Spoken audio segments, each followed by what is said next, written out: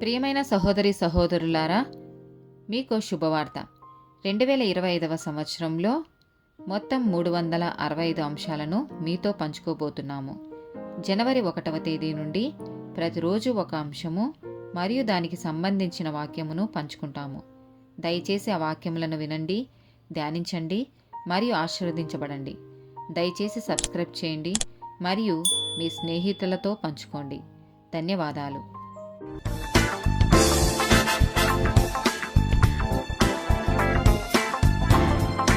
75th day topic నిందన భావం. నిర్గమకాండము 14వ అధ్యాయము 11, 12 వచనాలు. అంతటా వారు మోషేతో, ఐగుప్తులో సమాధులు లేవని ఈ అరణ్యములో చచ్చుటకు మమ్మును రప్పించితివా? మమ్మును ఐగుప్తులో నుండి బయటకు రప్పించి మమ్మల్ని ఇట్లా చెయ్యనేలా? మా జోలికి రావద్దు.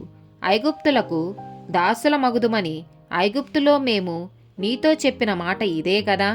మేము ఈ అరణ్యమందు చచ్చుట కంటే ఐగుప్తీయులకు దాసుల మగుటయే మేలని చెప్పిరి. నిర్గమకాండము 16వ అధ్యాయము 3వ వచనం. ఇశ్రాయేలీయులు, మేము మాంసము వండుకొను కుండల యొద్ద కూర్చుండి తృప్తిగా ఆహారం తినునప్పుడు యెహోవా చేతి వలన ఎలా చావకపోతిమి?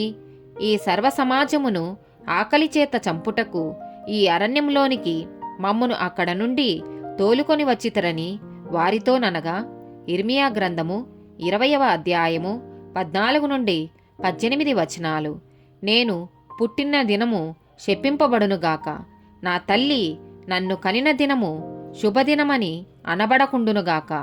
నాకు మగపిల్ల పుట్టెనని నా తండ్రికి వర్తమానము తెచ్చి అతనికి అధిక సంతోషము పుట్టించినవాడు శాపగ్రస్తుడుగాక.